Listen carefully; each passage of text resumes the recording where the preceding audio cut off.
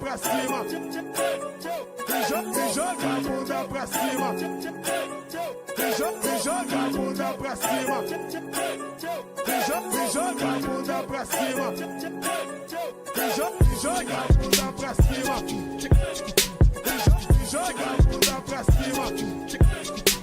Vem jogar a bunda pra cima. Vem jogar a bunda pra cima. Joga a bunda pra cima, vem joga a bunda pra cima, joga a bunda pra cima, vem joga a bunda pra cima, joga a bunda pra cima, vem joga a bunda pra cima, joga a bunda pra cima, joga a bunda pra cima, joga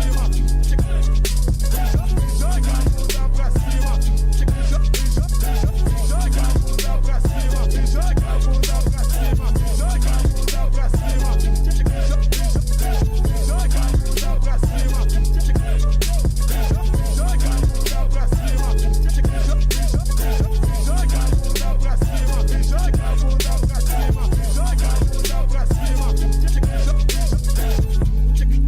pra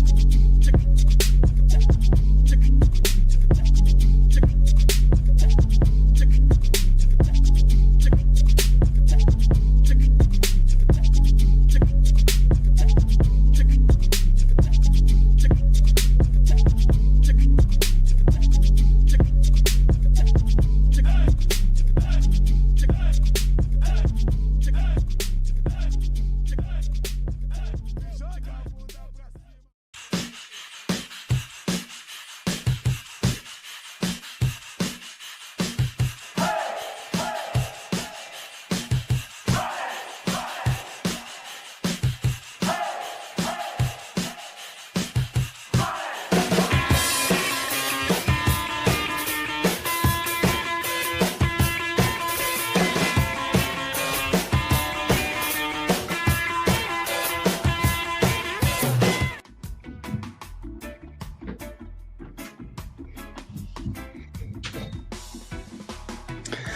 Well, good evening, everybody.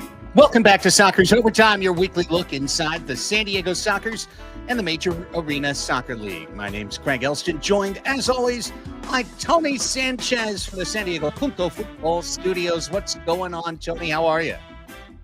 I'm doing really well. Kind of a bounce back. Last week I started soccer, SanDiego.Futbol, yeah. And now it's kind of like a SanDiego.Futbol, yeah. And soccer, unfortunately, didn't help that. But we have another game, another opportunity, and some samba, some Brazilian flair coming up, too. I'm excited for it. Yeah, hey, it's a 12-month-a-year professional soccer season in the city of San Diego now, and as outdoor shutters for a couple of months, indoor can step up and take center stage. And so can we, Tony, so can we. Let's stride to the center of the stage to present Season 8, Episode 4 of Soccer's Overtime. Here's what's coming up on the show tonight. Well, it's not how you start, thankfully, because it's not how we wanted them to finish. Soccers drop one to the Empire Strikers 5-4 in overtime. They do secure a point, but this time the Empire strikes first. We'll break down the game film and let you know what we've heard from the coaching staff in between match days. Then, coming up at the bottom of the hour live around 6:30, we will be joined by Soccer's midfielder Gabriel Costa. Gabigol joining the team, the Brazilian with the slick moves, will let us know about his summer of professional tournament play, what's going on with Kings League, and of course what's going on with the Soccers as he enters his fourth year indoors, third year in San Diego. What did he think about the game? What did he think about this week's game? We're going to find out everything from Gabigol coming up a little bit later in the show. And MASL news, Comets streaking out of the gate. They've picked up 6 out of 6 so far. 3 more teams get ready to push their ships out of harbor and into the sea this weekend. We'll take a look at what's ahead. And in soccer's news, well, they didn't leave the Empire Exchange empty-handed entirely. They got their guy. Hey, we got our guy. It's Mustafa Guy. He's the latest soccer. We got him. We'll tell you about that trade coming up in soccer's news, and we'll preview, of course, the Soccers and the Milwaukee Wave coming up Sunday afternoon.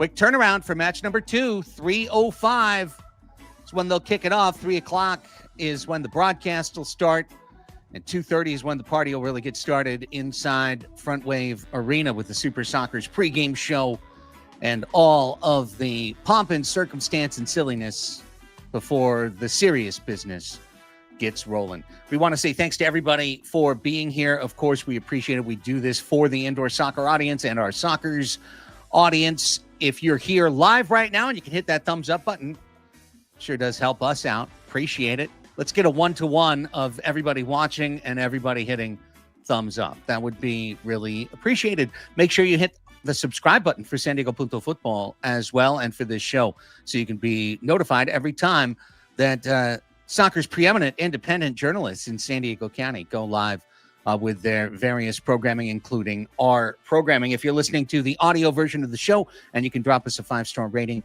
or a quick and kind review, all those things are helpful to the show. Thank you so much. Thanks, everybody. Thanks, Bobby Cressy. I get excited with it. Like it just brings me back, just like soccer's overtime. I mean, I was here even when it was Jerry here. I would watch, just to keep up on the soccer's news, and it's a beautiful song. Like, it pumps me up for soccer's. It really does. Beyond the South Bay on the Cali Native album. Still, you can find that everywhere. You can find that on Spotify. You can find that on Apple Music. How about on SoundCloud?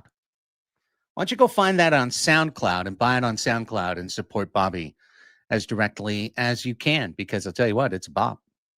Every album, and it's all local, all incredible local pro performers that are on that album. There you go, Bobby. How about that for an ad? I think that paid for another season of Beyond the South Bay. I hope so. Hope you get a couple downloads on SoundCloud out of it.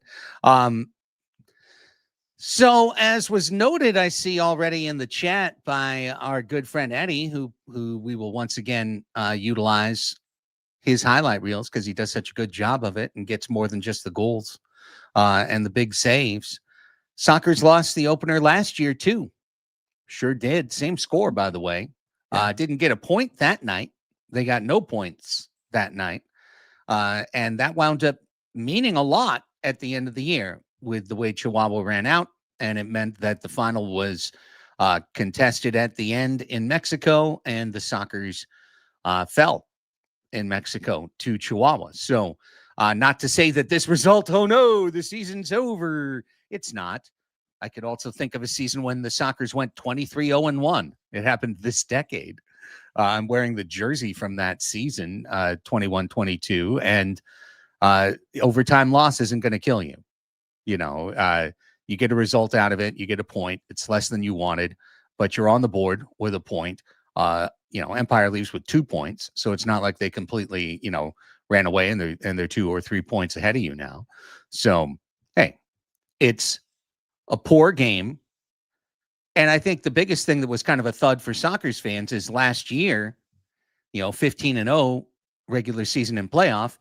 But I always strive to remember that the first match last year was also a lot like what we saw, to be perfectly honest, on Friday, Tony. And that night, fortune favored them. But this night, it did not.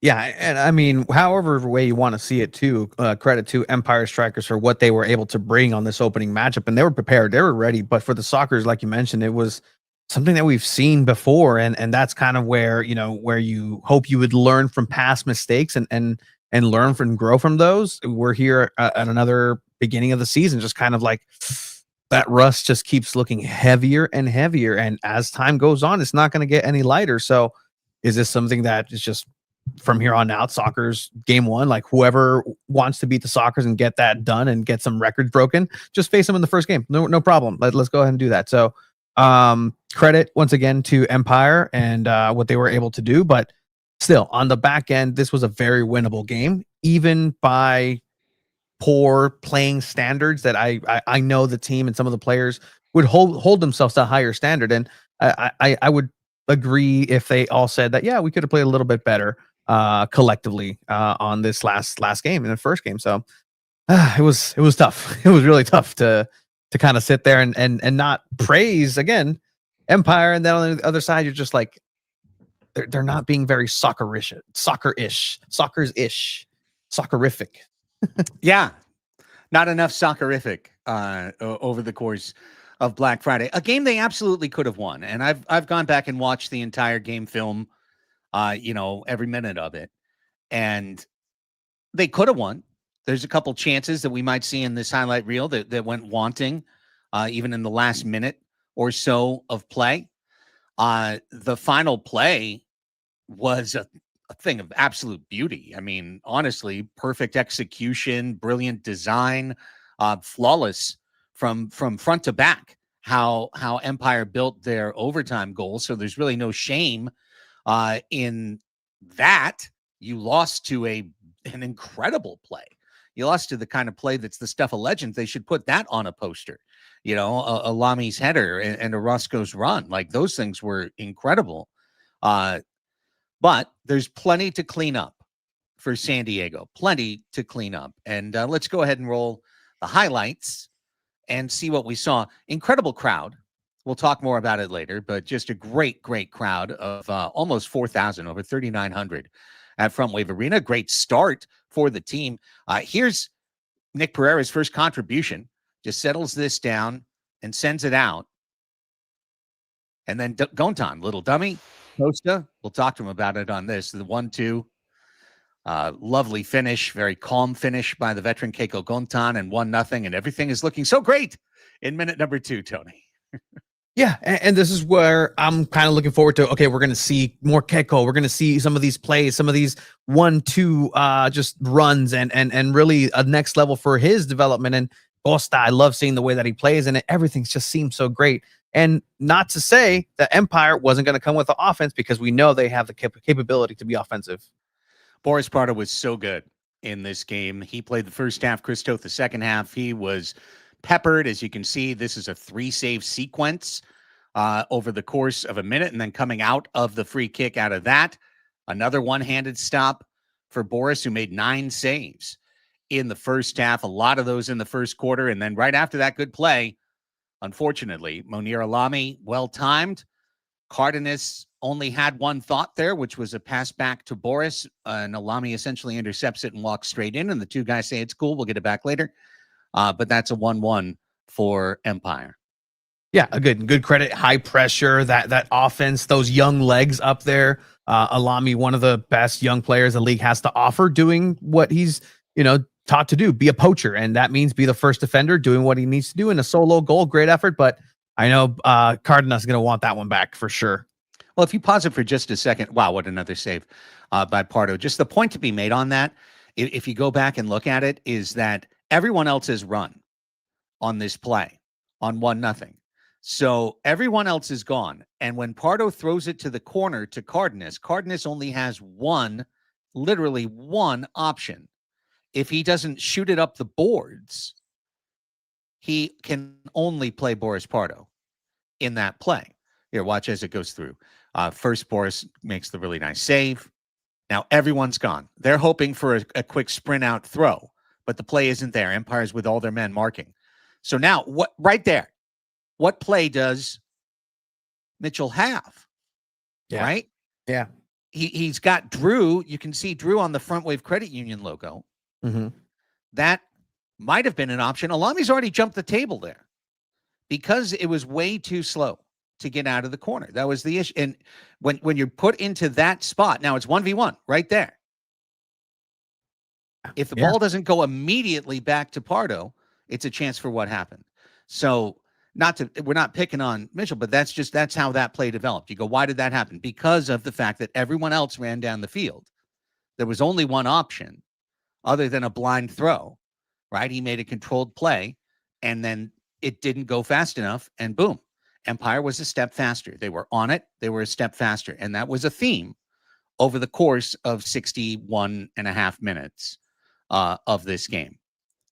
We'll continue to see that pressure as the first quarter went on. I think we really noted just how dominant this was. Here's Alami again on the move, and another save by Boris. Pardo just keeping the team alive in the game. Could have been 2 or 3 goals conceded. Here's a very dangerous situation. And of course, the goal results at the end, but there was a foul instead. There would have been a foul, or there would have been a goal. Foul instead. Look where the ball is. Here's Marco Fabian. Oh, that power, man. I mean, that's just incredible world-class strength on a right leg by Michael Fabian, and it's difficult to stop that just head on. Like, if you've been in Front Wave Arena, that's not a long distance at all. No, I mean, from the top of the arc, Boris makes that save. But Yeah. because it's so point blank, and really he hit it pretty quick, the wall almost seemed to screen him. So late in the quarter, crossbar and down. Really difficult spot. Could have been 2-2. Game of inches. Early second quarter now. San Diego with the nice chance to move. Shot a little bit too high on that one, but you're starting to get your feet underneath you. Of course, Taylor Bond out there gives it away. Here's Fabian again. And another great save by Pardo. This one diving to his left. Bondo getting taken down along the wall, but here's the save of the steal by Pacheco. This leads to goal number 2. Bebe off the wall. Bondo has enough time to truly line it up like a field goal kicker and drive it through the bottom of the net for 2-2 at 2:20 of the second quarter. A good feel right there that the Sockers could get the match back on their foot. Yeah, it seemed like up until this moment they were trying to find their footing and get a real grasp on this game and find that Soccer's momentum, control the tempo, and they really were uncomfortable up until that moment. And even then, you kind of say, okay, well, it's Taylor Bond who's creating the offense. Okay, well, let's see some of these offensive pieces come together, and maybe they can get themselves a goal. Great effort by Bond, but now Empire once again coming back and responding. Yeah, both of the plays you see on that highlight reel are just Empire executing to perfection. First, you had Orozco running across 3 lines and getting a shot away that made it off the goal boards and just missed. And then you get that tiki-taka goal, which was incredible. Now, Orozco again, here's where it should go wrong. This has got to be a goal. Like, basically, when you play them, if they're going to be on, that's got to be a goal. Or else you've got a good chance of losing the result. You have to take those chances when they come against the empty net scenario. More great play by Boris. That absolutely could have, should have been 4-2 Empire. Open shot, Fabian, high power, top of the arc, on target. Great save. World-class save. Again, that was hit so hard by Fabian. And Boris, parries it to the right. Both goalkeepers playing well. And actually, each of the 2 goalkeepers for Empire played well in this match, too. This is truly a Boris Pardo highlight reel. This first half, just everyone almost. And then there's the kick out by Robert Palmer, who had 4 blocks and was his normal, obnoxiously good self. Right post for Cardenas on that try. Could have been. Here we go again with Orozco down the floor and losing it. And guys, come on, get it in. Like, if you're going to get that far down, you almost have to keep going. Yeah, but walk it. I mean, easy for us to say from here, but now look what you get. You get the counter the other way, and Chris having to come out, make a brave play, and take a big hit as a result. Here, this should have, no, come on. Would anyone ever doubt that that's a handball on Robert Palmer? That's a handball. Ball is in a position to get scored in, a dangerous spot, and it strikes the arm that is extended not in a natural position. You can tell there's that little nudge, so that has to be called a handball. If not, that's why we have what we're seeing: slow-mo video review. Well, the officials, who I thought had a really good night, did not ask for this review, and certainly Empire wasn't going to ask for it. There's the resulting play a little bit later. That's Craig's best chance. Great save by Orozco on that one. Empire used the super power play multiple times in this match. Both times that they had a power play. Mendes tries to break it right there. He misses just a little bit wide. Again, those are the moments for San Diego that you can look back on this film as Bond. If you really take a look at this back, Tony, watch Orozco. He's blaming the turf. He thinks he wants to get that right leg out there, and he's like, look, my cleat stuck Like, it got stuck in there. in the N. Got stuck in the N of fan club. Hey, it's the same. It's the same for Boris on the other side, and he seemed to be doing well on that side in the first quarter. So, I mean, I guess an outdoor game, you call that the Gophers. Gotcha. But it's a floor. It's a Here, watch again. Watch again. oh, it's the I end. don't know. I think he was completely on his left foot. Yeah, I think his weight was on his left foot. So he has to be a rocket to be able to do that. Now 3-3 in the fourth. Another chance for Childs. Sockers didn't score on any of their free kick opportunities in the match. Certainly a couple of them were quite good. There's another one that absolutely could be 4-3. I mean, look at these great chances that the club's getting. Great saves. That was Brandon Gomez, who played limited time, but comes up with this huge save. Yeah, just one having gone in would have changed this entire matchup, and didn't require to go to overtime. Costa right there after drilling Drew. Then Sebastian and Charlie get together on the steal, and Charlie makes the great goal. And 4-3 San Diego with 6:19 left on the clock. I should have noted that at the time. You would have thought it was a positive omen for San Diego into this soccer weekend, as this is certainly the highlight of the match. Great double team steal here by Seb and Charlie that get it started. Yeah, and it's again this vintage San Diego Soccer's dispossession. Don't even let them get out of their own third, and just clinical. That's the thing. They were clinical in the times that they did score. It's the times that they missed that unfortunately it was pretty messy. You know, the more you look at this, you have to just say it's a complete screen on Chris Toth that leaves him kind of helpless to the situation as Empire gets this tie. But if you start the play, look where Orozco is. He's brought the ball all the way down into midfield for that play. And it's such a difficult thing to deal with, this sudden entrance of a sixth attacker into these individual plays. But as you can see, guys falling, the screen right in front of him. Leads you to overtime. This was clinical. Like, San Diego basically never had the ball. They had already faked one run to Orozco. And then they went back triangled, and he got deeper and even more open. And then Alami hits a flying header. Yeah. It's a golazo. Like, there's almost nothing anybody could have done after that shot. Maybe a little bit more pressure before the shot. You know, it's a great play. It's a great play that deserves to be a game-winning goal that takes down a great goalkeeper like Chris Toth. Like, you would assume that's what it took to beat Chris Toth. And it's a fantastic play, a fantastic moment there for Empire, to be completely honest.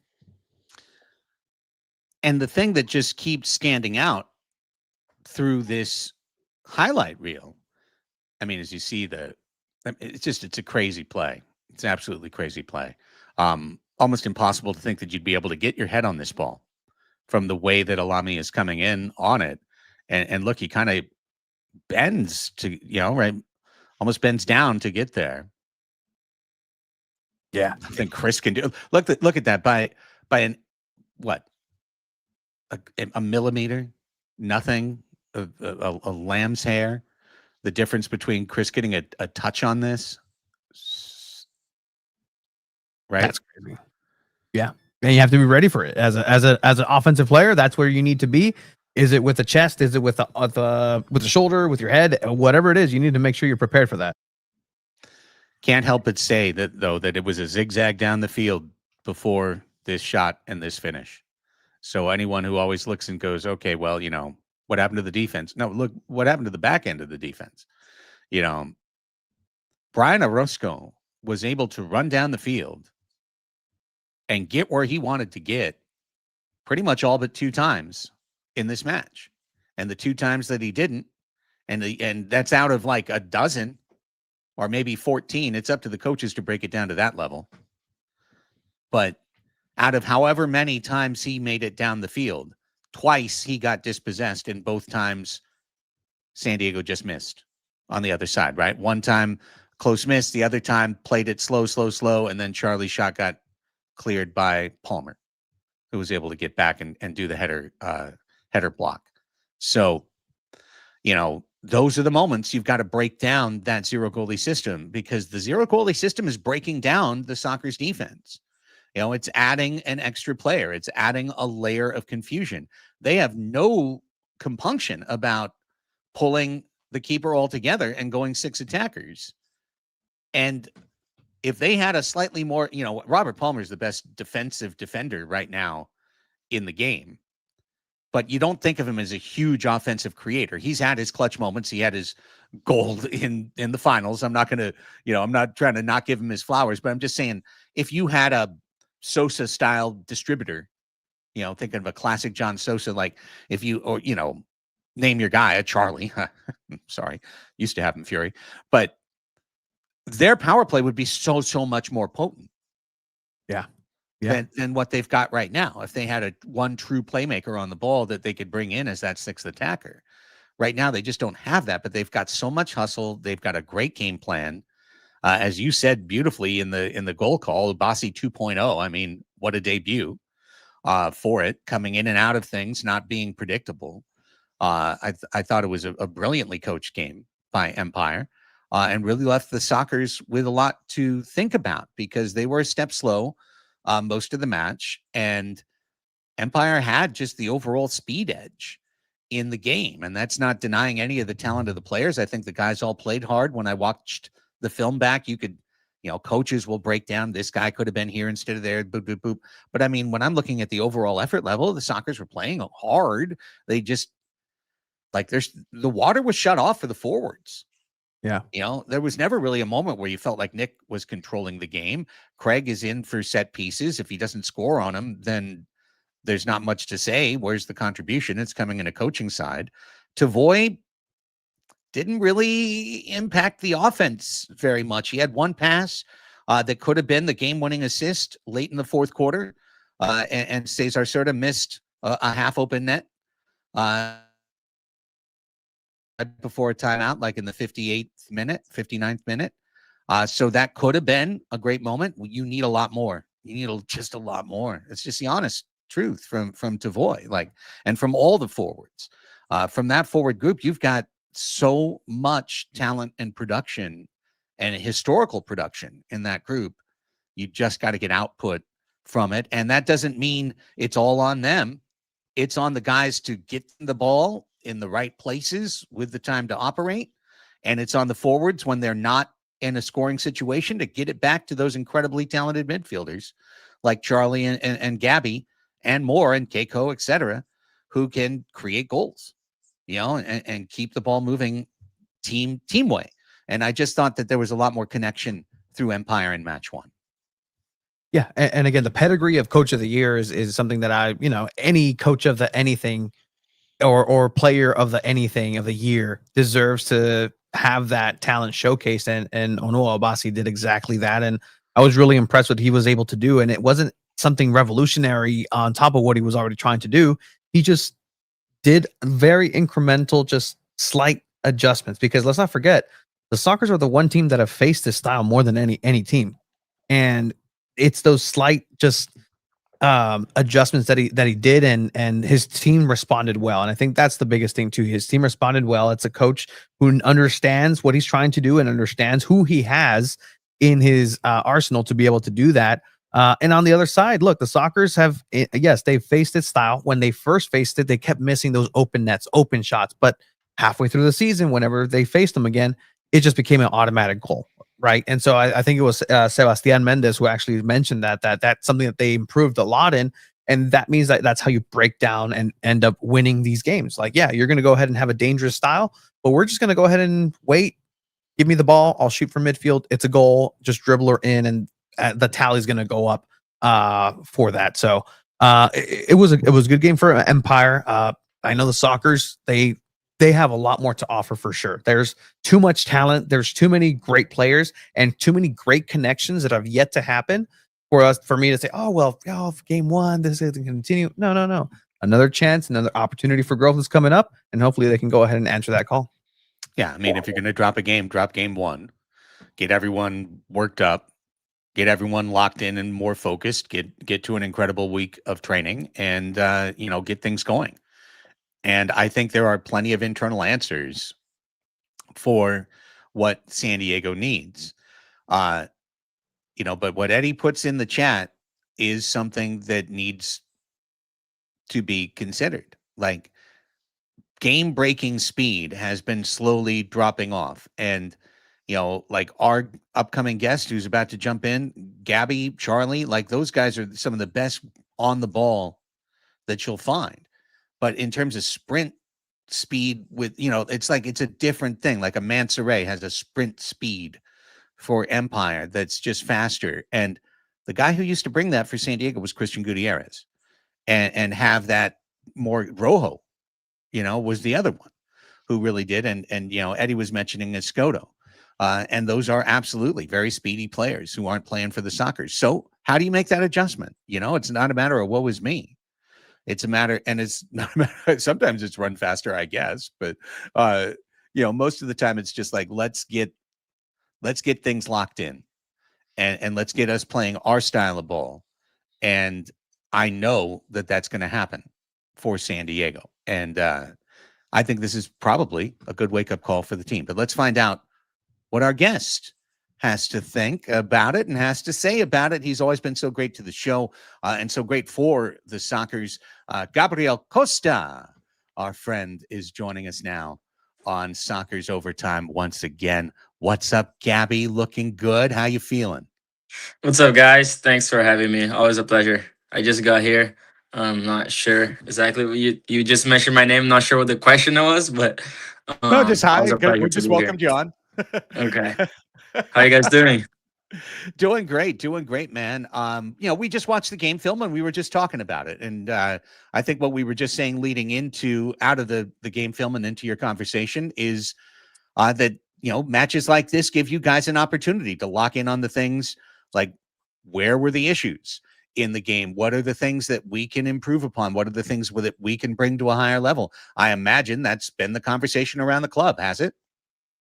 Yeah, I mean, obviously losing the game one it's always a pain. Last year it happened the same way. I think last year we lost. I'm not sure if we lost in overtime or we lost all 3 points, but Empire, it's always a good rival. So just we always fight pretty hard. Every game is pretty close, so it's annoying to lose game one. But I see that every year that I've been here, it just takes us a little bit to click, but once we get going, nobody can stop us. So not too much to worry about. Well, I know a lot of people were out there and had the first look at this fast-paced indoor soccer game, and some old fans, and even those Brujos del 78, like these big crowds are coming back with the supporter section at Front Wave Arena. How did that feel on the floor to be able to feel that energy through the boards? Yeah, that was a great atmosphere, actually. I think we're missing that last year a little bit. I love that the fans were there. These guys you just mentioned. I think it definitely give us a little bit different than the look that we had last year. It's definitely very, very nice to see them there. But the atmosphere in general was great last year. We picked up some good crowds as well, and just nice to see everyone coming back and have the stadium pretty full. Yeah, really exciting, and I'm excited to see what happens on Sunday afternoon as well. Gabby, I just thought, let's just kind of take a look, big picture, man. Third year with the Sockers coming up here, fourth year indoor, fourth year professional. How are you feeling? Like, how are you feeling in terms of like the goals you've set for yourself, where you want to be, and how you're achieving that? Yeah, well, at indoor, I think I'm pretty happy. Obviously, I need a championship to be completely happy, but I think ever since I started was at sport. It was a sport that I always felt like I had played my whole life. Growing up in Brazil, playing the streets, kind of, and playing futsal as well. It was kind of a mix of both, and ending up playing 11s, college, and a little bit of profession. So for me, the indoor was like a mix of everything. So I mean, it's my third year with the Stalkers. I'm just happy to be playing for being the best team. It's just something missing, which is the ring. So hopefully this year I'll get that. And then just for you individually, as you're coming in, you're talking about playing the outdoor and putting it all together. Like indoor is just, that's a beautiful sport. It's my favorite as well. But like, what are some areas for you yourself and skills that you're trying to concentrate on, and areas of focus that you're trying to get better in, especially in this indoor version? I think lately, for the past year or so, I just kind of try to focus more on the physical part of my game, just getting faster, stronger, less injuries and stuff like that. I think that's the thing that I've focused the most. I think you know technical abilities and just soccer IQ and stuff like that. That in the game I don't really try to improve so much. I just think that happens more naturally. You've got another addition to the midfield this year in Jesus Pacheco, another guy that you can look at even even I and say what's up, man. How are you? What's it been like adding Sweet Pea to the mix? Yeah, it's been great. I always spoke highly of him. We played together at Empire. We were actually line mates. It was me and him switching in 2022, 3 season. So it's great to see him back. I mean, to be back with him, to see him on the soccer jersey. I think it's a great addition, and I think he helps us a lot. And people might not realize it, but I think he brings something that we needed. And you've been busy, Gabby. I mean, tell me about Kings League and what that experience has been like for you. Obviously, you're still keeping fit and con los marcianos se me hace out there but, a couple of times ago. But tell me about Kings League and how that's going for you, man. Yeah, it's also another sport that I love. Felt similar to indoor, just fell in love as soon as I heard about it and started learning about it. I'm someone that loves to watch stuff, and with Kings League, I just always wanted to play, and it's my second year going back to Mexico and keep playing that off season. So my season kind of starts in August when it starts in the Kings League. So for me, it's almost like a mid-season at this point. But yeah, Kings League is awesome for me. It's something that's growing a lot. I don't think it's gonna, come to. I think it's gonna come to the United States, but I don't think it's gonna be something to be rivals from the league. I just think it's gonna be like TST, something that's gonna add for the indoor players to just show up there and do well in another tournament, another part of another small sided game. So I've been happy with what I've been playing so far, and just keep doing. My goal is just keep playing everything that's possible as much as I can. Well, we talk about it. The longest off season in pro sports is the MASL, but when you have TST, when you have Kings League, some of the other cash tournaments that are happening all the time, I kind of feel like a lot of you guys play 12 months a year. You just have to scratch and claw to find the match. Yeah, I agree. I think at this point, because of Kings League and TST, it's almost now the cash tournaments are the at least for me, it's my lowest priority. It's a lot of games in not a lot of days.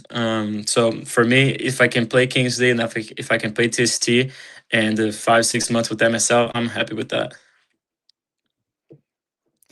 Well, I'll tell you what, man. It's always a pleasure chatting you up. Let's before we let you go, let's look ahead.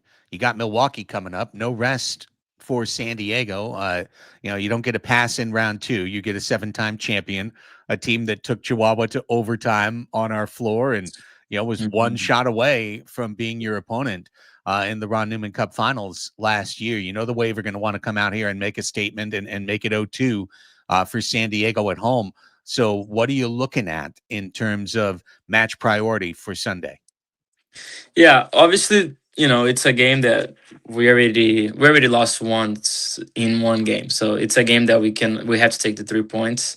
Obviously, I think we are always confident with this roster that we have, all the pieces that we added, but the pieces that we already had, there's no reason for us to think that we can't take the win. It's just like I said in the beginning of the season, for us it's a little bit slow.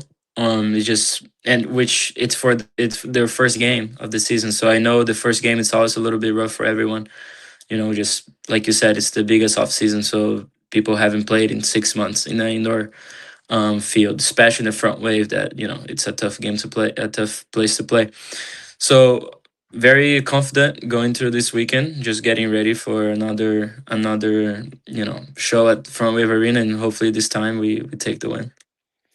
Well, I've been chatting to the Brew in force again on Sunday afternoon. So we have the drums banging and the flags waving and everyone ready to rock and keep the energy high. And we look forward to seeing all you boys out there on the floor and a great performance on Sunday. But thanks as always, man. Always appreciate you coming on and getting to chat soccer with you. Yeah, of course. Anytime you call me, I'll be here. So always a pleasure, and keep watching you guys and keep having fun with you guys. All right, buddy. Take care. Have a great rest of your night. Thank you. Have a good night, guys. Thank you. There he goes. Gabi Costa. That's a goal scoring performance right there. Well done. Yeah. We need to teach the Brujo some of that Brazilian drum beats. The Yeah. and then just unlock Gabigol from then on. Hey, Good no point, lie. Pete. Yeah, I'm really looking forward to some soccer specific chants coming Yes. out of the Brujos, because obviously you had to just port some STFC stuff over. And by the way, Adrian, the leader, Papi Chavo, reminded me at a Purple Lot a couple of matches ago that the Thunderclap originated Yes. at a soccer's match. Yes. It was done by the Brujos. It was done by our side. And that's where that first happened. And if you want to know that the sound that rocks Snapdragon Stadium to start SDFC matches, its origination was in the soccer supporter section. So it's back, and that's not us ripping it off from them. Yep. Absolutely. You got to run with that. And that's Papi Chavo saying it. Like, if there's an authority on that, it's him. It's Adrian for sure. Yeah, absolutely. So, and yeah, back to the sports arena. It was, this culture started, and now it's continuing, and it's so exciting. And we hope for it to be a permanent part of San Diego soccer's going forward, and for months and years to come. And I do believe it will be. So the only match I'm a little worried about is March 22nd. I know I won't even have you there that day, because that is a head-to-head Chrome and Azul home game. Yeah. Soccer's home game. I mean, I did a remote from Chihuahua. Who says I can't do a remote from inside the press box? I've seen people do very strange things in Snapdragon Stadium's press box. Not in any sort of way like that, but just like, there's like kind of like Airbud. There's nothing in the rule book that says you can't do that. So it's like, oh, right. Okay, that's fine, I guess. I mean, I've definitely recorded at least 2 Padres hot tubs in the Snapdragon press box while I was waiting for my real wave shift to start in between the meeting and the actual start of the shift. Like, beautiful Wi-Fi speed. I'll give them that. I mean, hey, better than I got here. I'll say that. Yeah. What do you want? Anyways, thanks again to Gabi Costa.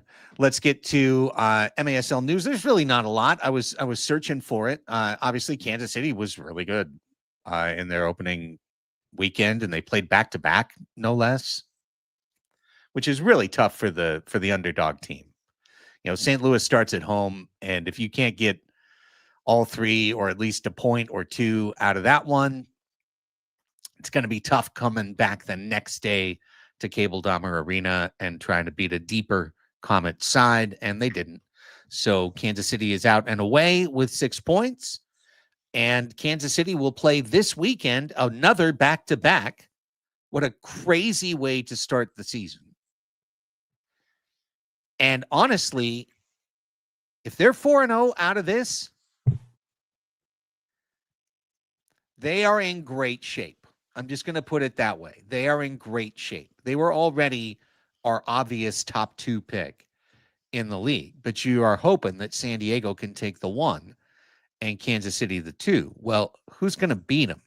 The answer could be San Diego. The clubs will play 4 of their last 5 matches this year against one another. Those are going to be spicy games. Yeah. Yeah. But you don't really want to go in being like, well, we have to win 4 times, or we have to get 3 results out of this. We have to get 10 points or something, whatever. That will be a problem.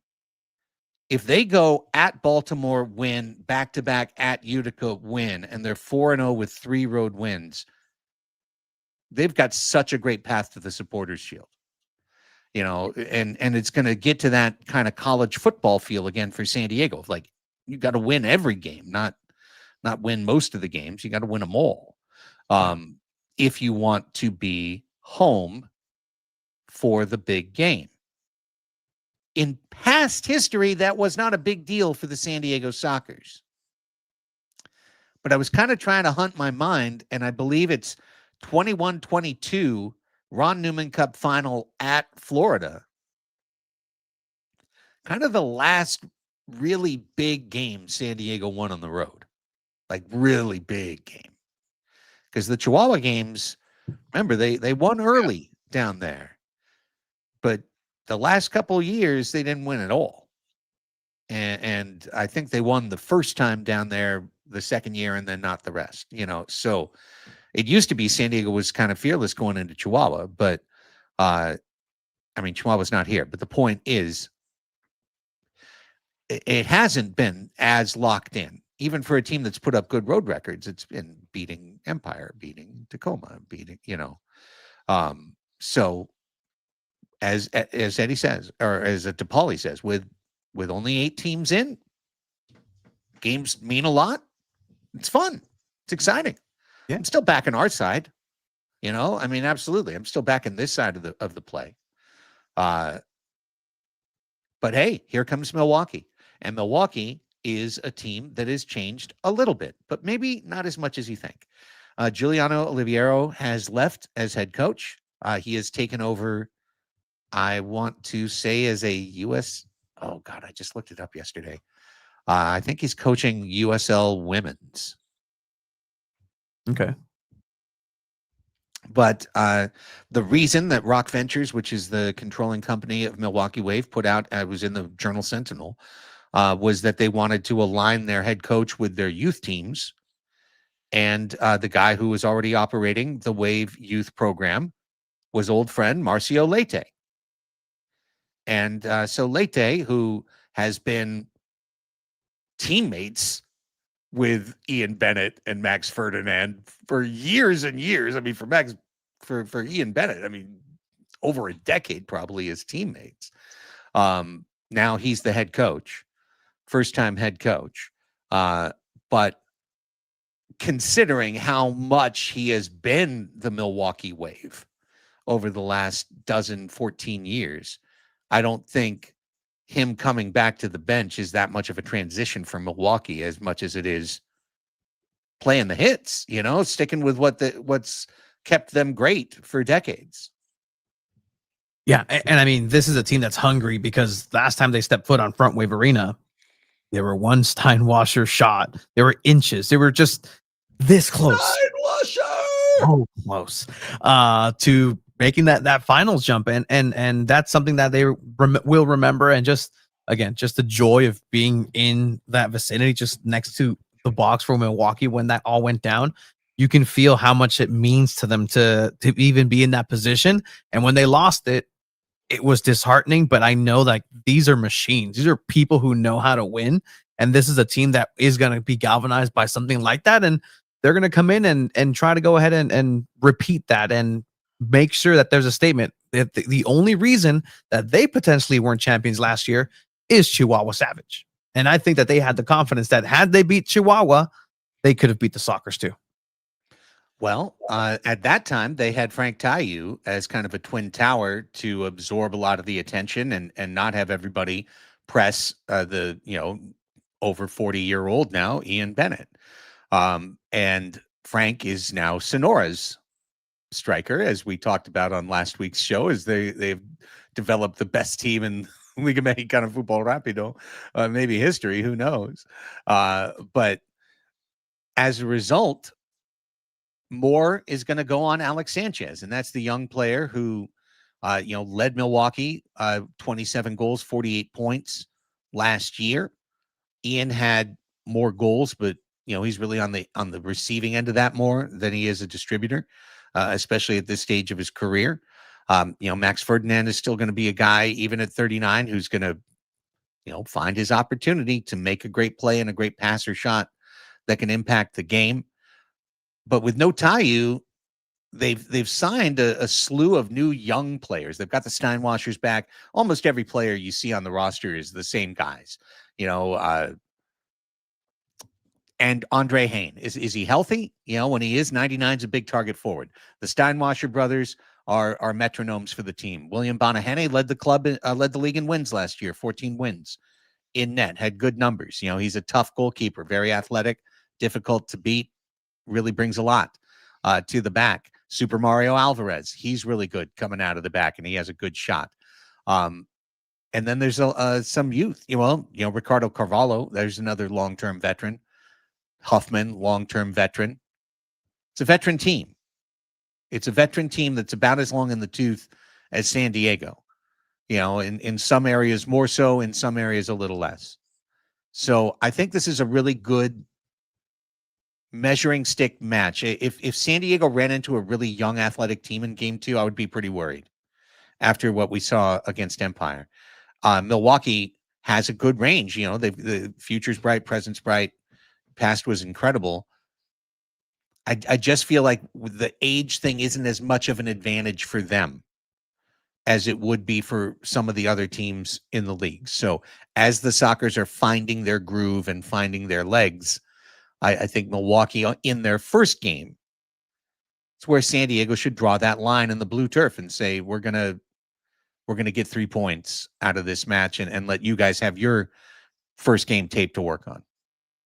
And yeah, Gabi said it right there. It's their first game too, and we'll see if a veteran team, likewise, that's supposed to be top of the league, also has and presents these same issues or challenges in their first match. And if they don't, again, like that can be a long-term discussion where, well, let's see if it's sustainable at that pace for those bodies, and where the Sockers are just ramping up like they have historically. If in the long term, if that's going to be how it plays out, but for right now, it's an opportunity for the Sockers to bounce back, and they have one game under their belt. They have game speed at Front Wave Arena, which we've heard that historically, some teams take a little bit of time to accustom to the new turf. And at the end of the day, this is San Diego Soccer's field, and this is something that they need to go ahead and defend. But Milwaukee's going to want to come out and really put that statement win, because let me tell you, 0-1 Sockers we've seen, but 1-2 Sockers just stings a little bit more. I'm trying to remember exactly what year it is. It might have been 2013, 2014, the last year before MASL. But I remember a year that they started 0-2, and I think it was Vegas and Monterey, the two other best teams in the league, that came in. But still, like, it was like a close game, a close loss, and then another loss. And you were like, oh my God, the Sockers are 0-2. What's going to happen? Well, they wound up with a winning record and made the playoffs, but they did lose that year to Las Vegas in the playoffs. And slow starts can catch up with you at the end. Also, how you play at the end is what matters the very most. And when you're a veteran team, and remember, with no Ben Raymond, that meant that Pacheco was playing in the back, which meant that he couldn't trade with Gabriel Costa. Those guys can be line mates again as soon as Ben Raymond's back in the lineup and back on the defensive side. When Leo is back, that's just another playmaker and big body that San Diego has in the middle of the field.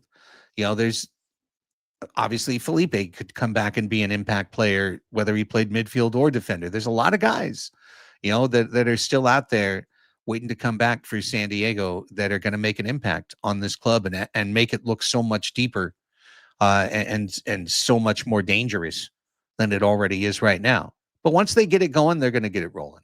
And I definitely do believe that. And if they're looking for a new injection of youth, maybe in the back line, well, how about Mustafa Guy? Momo. He is a San Diego Soccer. The trade was officially announced this week. Momo Guy, he always goes by Momo. Momo was even on the back of the jersey, if I remember right, in Empire. Exchanged for cash considerations. I'll consider your cash. And I'll accept it. In what form? In multiple, a story for another day. Regardless, Momo is here. Momo has been here. Momo has been here. And he was not selected last week, but he was at training that week. So there's been kind of a trial period. Then the trade has been agreed upon on both sides. So now Momo's here.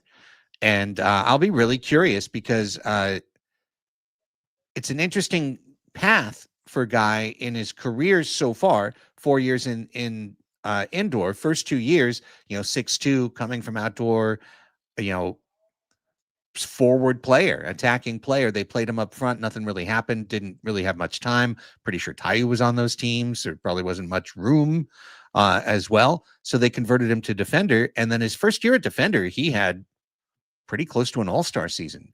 7 goals, 18 points, 26 blocks. Really showed well for the Empire Strikers. Strikers weren't going far, but he did quite well last year. I am curious, and I'm sure we'll chat to him on a future show. Like, was it an injury situation? Was it a selection situation? But his playing time got chopped pretty significantly. All his stats suffered. So I don't know if he fell out of favor with Obasi and the Empire system, and he was more favored by Jimmy Nordberg when he was running things. I don't know, but he's here now. Which tells me that Empire, wasn't looking to employ him this season in their lineup, seeing as it was a sale. So I'm really curious. Because I think the Sockers could use his youth, his energy, and his size, and especially with another 6-foot-plus guy, Ben Raymond, currently on the shelf. I'm curious if he'll get plugged in as one of our backs this weekend. Yeah, and I really hope it's just one of these things where the chemistry that's being built between new players and players of old really just kind of gels sooner than later as well, because that's something that we saw in game 1. Like, there's a lot of new connections. There's a lot of new options. There's almost too many options for the Sockers to have that they take an extra second and to think about it. It's either, I can pass to the left, I can pass to the right.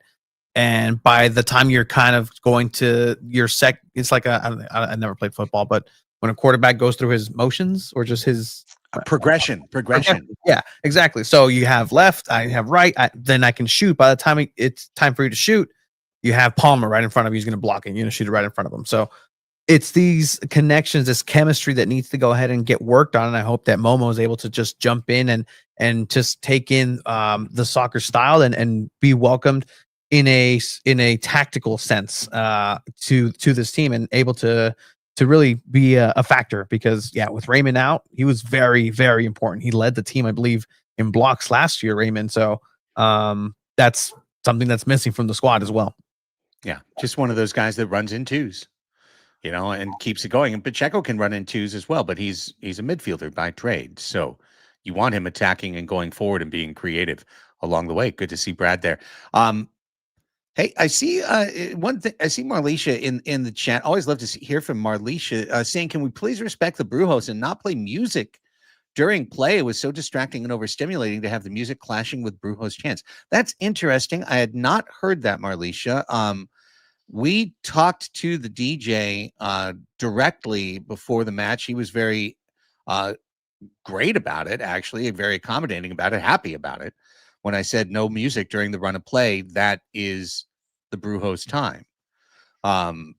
So if that did happen, we're going to have another production meeting Sunday before the game, and it'll be reemphasized again, that they need to have the runway for their chants. And listen, it is a different dance. So there's also, there definitely has to be the understanding that there's a two-way street here. And when a timeout does happen, if you're in the middle of something, you can't just go for 5 minutes, but I too hate the music during play, and that's why I want the drums instead, which is music during play, by the way. It's just live. It's slightly. And the Brujos too. I did do some visiting with them, and they also were like, hey, we were trying to teach these newcomers as well, because there's a lot of new people in that section who are used to 90 minutes. We're just going to go. And then there's just beats and paces that I was told that they're also going to work on. But hopefully if that's the case, then we can get that adjusted too. Because at the end of the day, I think the energy is what mattered in there. And the energy was definitely brought by the Brujos. Yeah. And interestingly, they didn't bring it up, which I would have expected. So that's why I didn't realize it was an issue, because, with our headsets on, we're hearing half of everything. But I heard the drums going, I heard the chants going, and I really think that that's just going to change and tighten up over time. My good buddy EC Money. Yeah, if you show up 10 minutes before the match with flags, they're not going to let them in. You need to get with your Brujos leadership to get that stuff in when it's the right time to get it in, which they know when, and that's how everything that they brought came in. So just something to think about. My friend, you got to do it the right way, right. That's what we want. Our goal, our stated goal is Brujos in play, music out of play. And the DJs get it. That's what they do at the Clippers games. And I'm really surprised to hear. I don't think it was continuous because I know I heard times there was not music because things got soft for a second. So I don't think it was continuous. But if you heard it, I believe, I'm sure you did. It means they did something. So we'll work through that and continue to get better as a group. To wit, like, I was running around like a crazy person on Friday. Yeah, you were. Because the first ever Super Soccer's pregame show took place. And it was quite a production. You have to get the production off the ground. And at least we got that production off the ground. It got one Super Soccer's pregame show complete, one soccer taskmaster well executed, a fun task that had a great finish. So, you saw it from upstairs, Tony, and I appreciated your bits. I absolutely loved it because it's what makes it fun, right? And I appreciate your efforts so much because literally that's kind of what I do for a job with kids. It's just like, okay, I need to go ahead and do a game here. I need to go ahead and have everybody's attention over here. I need to have an attention getter. We're going to go ahead and do this. And I saw Craig just just the cardio work on you, Craig, is fantastic. You didn't have any rust. You were on it that day. But no, it's these added components that just make soccer so much fun. I mean, if ever you watch on some of the reels on social media, sometimes you'll get these Mexican halftime soccer shows where it's like, oh, you got to walk through 10 cowboys and they're going to try to rope-a-dope you and tie your shoes. And if you go over there, you're going to win an AC unit. Like, no, these things are part of the culture. And I really love that fact that, people responded well to them. The crowd got into it. The players got involved, and it's version 1 of it. And I know it's going to get better and better. And just, it's something that I truly appreciated, because at the end of the day, the people who were there, who got there early, I will say a lot of people got there early to enjoy the success of Soccer Super Show.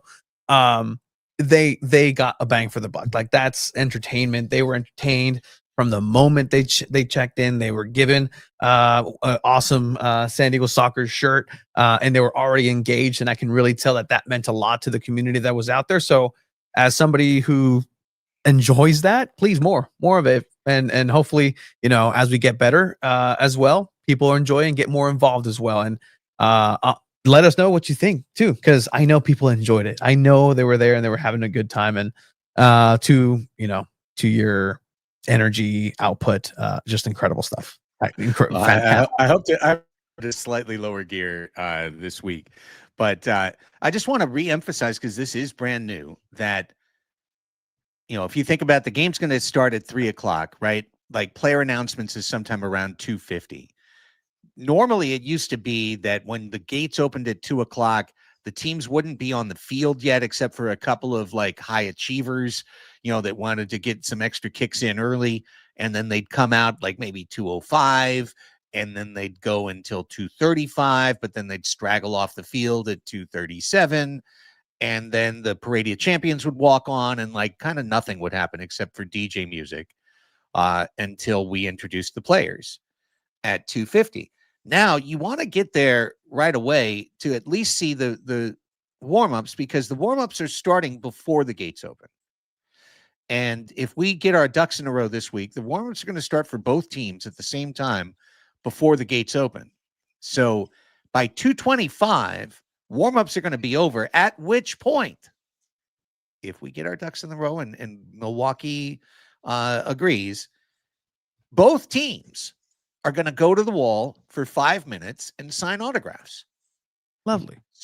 So you can get Craig Childs or a Taylor Bond or a Cesar Cerda autograph or a Boris Pardo, or you could even get an Ian Bennett or an Alex Sanchez, or a Max Ferdinand or William Bonahene, and lift up the stars of both teams. We're here to see the stars of all the teams and celebrate the teams in our league. We're all trying to row in the same direction. And then at 2:30, after those 5 minutes of autographs, the Super Soccer's pregame show begins, and we'll have 3 different elements to go through to delight and entertain and laugh and be silly and have fun. And then there's like almost no time, and then boom, the introductions are here and we're ready to go, and then the drums are banging and we're flying. And that's the idea, is like, get on in there. 2:15. If you've got kids that you want to be part of what we're doing, get in there early.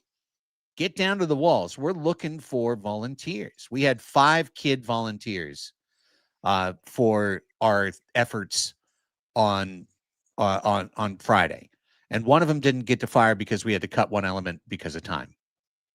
So we're really working to make sure that instead of people doing some arms race of, no, we're going to stay on the field longer, hang on, they got one extra kick, we're going to get one extra kick. Like, no, let's have them both get out there early, get off early, and get autographs right away. Fan friendly, fan forward, right into the pregame show. Super Soccer's pregame show, family friendly, kid volunteers, crazy cooperative games, right into the regular game. Exciting, fun, electric atmosphere, supporters going crazy. Boom. I'll tell you this. I'll tell you this much too. I checked up with Juan Salazar after the match. Oh yeah. I'm like, hey, what's up, dude? Get back on this. He wasn't happy about losing. He wasn't happy about being on the losing end of the Super Soccer's pregame show. Yes. I wasn't stoked about that. So I like that the players are also going to get involved. We should have just like a tally, just a hidden tally of like, hey, these soccer players have actually won more in the Super Soccer show than this. Oh, don't you worry. Oh, there will be not only a season-long Soccer Taskmaster points tally. Love it. Which is already underway. Felipe Gonzalez 5, Quentin Ivey 5, Nathaniel Lindquist 4, Juan Salazar 4. Those are the current Soccer Taskmaster point totals. But there will be a season champion, and that person will get a Soccer Taskmaster trophy. They will have I don't know if it's silverware, but they will have a trophy trinket of their own. Yeah, that was also unhappy. I mean, actually, they were all. Spoiler alert: they were all unhappy with the loss, and the players are supposed to go to the Starlight Lounge, and I think the overtime loss situation, that's another thing we're working on, making sure is done right and done well every single match. We're trying to change some things, and in change, there's going to be some unevenness, especially when you're asking players to change their routines. It's a pretty tough ask, honestly. And to be fair to them, it's a tough ask. And after a loss, to say, hey, go up to the Starlight Lounge for 20 minutes. It really takes a different mentality and a different mindset. That's a really service forward, fan forward mindset to get to that point where it's just routine. And this club is championship forward, and losing is something that they are anathema to. I think our first time trying to get them to do it after a loss didn't go great, but I don't know that anyone was focused as much on that as they could have been. And also people were scrambling out of there because it was overtime and it was a loss. So all that said, everything that went wrong, we're going to try and get better, and it's going to go wrong again, and we'll get it right again down the road. That's just the way things go. And something we got right before will fall off, and then we'll get that right. and you know, Eddie, the Sockers have had autograph sessions on the field after every, not like come to the field and get an autograph, but we've gone around the perimeter and signed autographs as a club every game since 2009. It's just we're trying to get to a spot where both the arena, the club, and the fans can have an aligned experience that works for everybody. And right now, that's not it. When the players are staying, looking for their family, then taking autographs, and security is saying, get out, get out, get out, get out. You know, that's where the conflict took place. I heard about that as much as anything from last year in terms of complaints. And I think I heard most of the complaints, even just from the broadcast booth. And so we're trying to fix that. But in doing so, for the players, it's a lot tougher because asking them to go somewhere that's not the field, that means they're not immediately running to the locker room to get a warm up. You know, they're going to need a warm up. They're going to need something to put on over their sweaty jerseys to be in a lounge situation. So working on it. And yeah, see, easy money. Yes, security was kicking everyone out. Of course they were. It's their job. You know, that's why it's supposed to be a migrated to the lounge situation, but working on it. Anything else, Mr. Sanchez? I'm just excited for some socks, some warm socks. Yes, that's it. Thank you. Thank you. There is something else, Mr. Sanchez. There's a giveaway for every single match this year for the San Diego Sockers. Everyone gets soccer socks. I like these because the last ones have been yellow. Yeah, I can't do anything with that. Like, there's only certain times you can wear the yellow socks. The navy socks. Okay. Then, special ticket. You can get an ugly Christmas sweater as well. FrontWaveArena.com. FrontWaveArena.com. Luis Morales update. Oh, yes. Ooh. No update. Oh, okay. Well, no update. Yeah. I don't think it's a sock toss, Barleisha. I haven't heard that, and if I'm wrong, I'm sorry. I haven't heard that it's a charity sock toss. It should be. I mean, it could be, but we're giving you those socks. Those are socks to take away. Normally, socks. Yeah, those are for you. Yeah, new socks. I don't want everyone to get their new socks and throw them on the field, and then like our players have generational socks. They're like my son and my son's son. I'm looking at the social media, Craig, on Instagram for the Sockers. It does say right up there. Annual soccer sock toss. Okay. All right. Shoot. All right. I didn't know. Someone got to tell me, man. Sock toss. Heck yeah. No. You were right. Let's go. Thank you for that assist. Yeah. I didn't hear. Man, we've been so focused on the other stuff. I got to hear that part. Heck yeah. Bring a new pair of socks or multiple new pairs of socks. And when the Sockers score their first goal, I said throw, you're going to be the one throwing socks on the floor, which will be collected and donated to charity for the unhoused. It's a great thing. It's a great thing. We started that back at Front Wave Arena back in the day. All right. Come on out. IZK24. MLS season's over. It's time. Come on out to Front Wave Arena and find out. We always say, once you come, you see it for yourself. You see the indoor game up close and personal. And then you get to know this club, and then you get to know all the crazy stuff that happens in this league and the drama and everything else. Like, you'll be hooked. You'll be hooked right in, and it'll be your sidecar with MLS up there in the front. And then you got your sidecar with the Sockers, and it's a great time. Will security let us in with socks? They better. Oh my God. In your hand or on your feet? Because now Now we're just trying to. Are you trying to? They're going to be like, are you trying to smuggle those in your shoes? 2 sock limit. No, bring them all in. Just don't throw the ones on your feet onto the field, please. Like that's Yeah, no, that's not a new clean pair of socks. yeah. I said very clearly a new clean pair of socks. It's neither of those things when they're coming off of those old dogs. So yeah, sock toss, hot diggity dog. I love the sock toss. It's way better than the teddy bear toss. Takes forever, the teddy bear toss.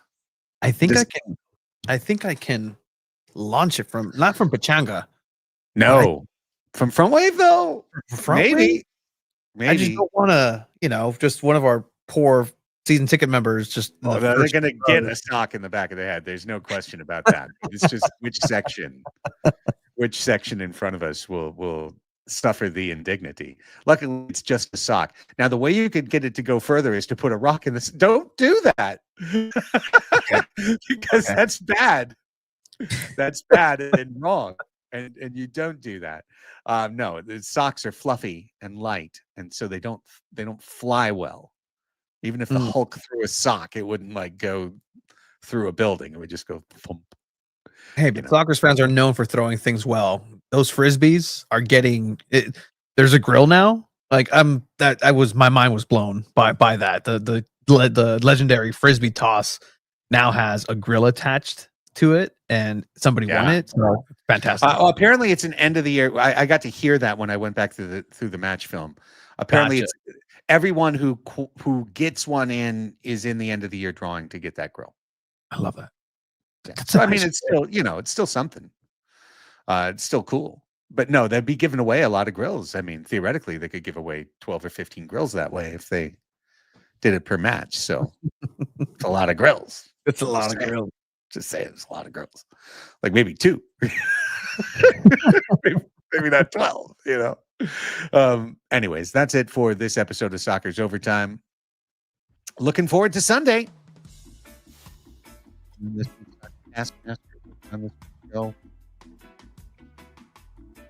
Sockers are working on bringing a result.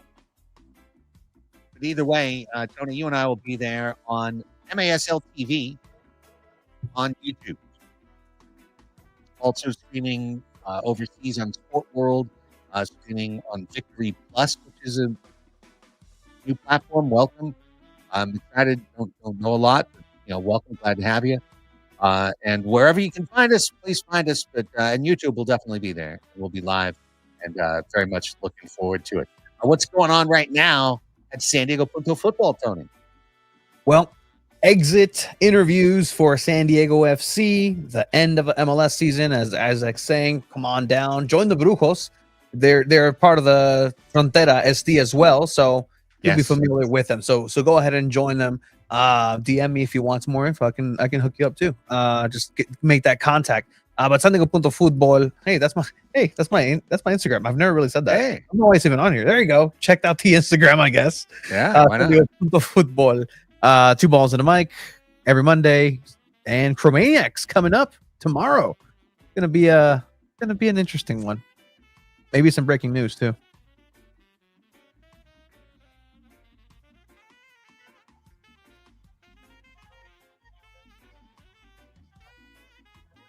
Oh no. I think Craig is just starstruck. Wow. Hey, back. There you go. Was that me or you? I don't know. I think it was the rust. It's still the end rust. The soccer shook it off. That was it. That was the last one. All right. Well, that's it for the show. I was like, oh, maybe maybe just like on Black Friday, maybe the show will just end as opposed to us ending it. Maybe Sopranos, black screen. Seriously, it was like, wait, we're done? Are we done here? So, Craig, where can I find you unless you turn into a black screen and just turn into the next show already? You can follow me on Instagram at 619 Sports and Life. I rarely take Facebook friend requests. I mean, you can try. Good luck. I am not on Twitter. I canceled that end of 2024, so you can't find me there. And if someone tries to pretend they're me, they're not. You can follow our STFC podcast, The Chromaniacs, at The Chromaniacs. You can follow my baseball podcast, Padres Hot Tub, at Padres Hot Tub. On Instagram, Chromaniacs will be back on Thursday. Wait, that's tomorrow. With a new episode, picking up the pieces from the Western Conference Final loss. Padres Hot Tub records every week, even in the off season, tackling all the topics of the winter. You can support us directly, and that helps me, Rafi, and Chris directly at patreon.com/Padres Hot Tub. Thank you for being there. If you haven't hit thumbs up yet, either a listener or viewer in the present or the past, please do so. Thanks for being there. If you can rate us on audio, we really appreciate it. For Tony Sanchez, I'm Craig Elston. We will talk to you on MASL TV on Sunday afternoon. Until then, go Sockers!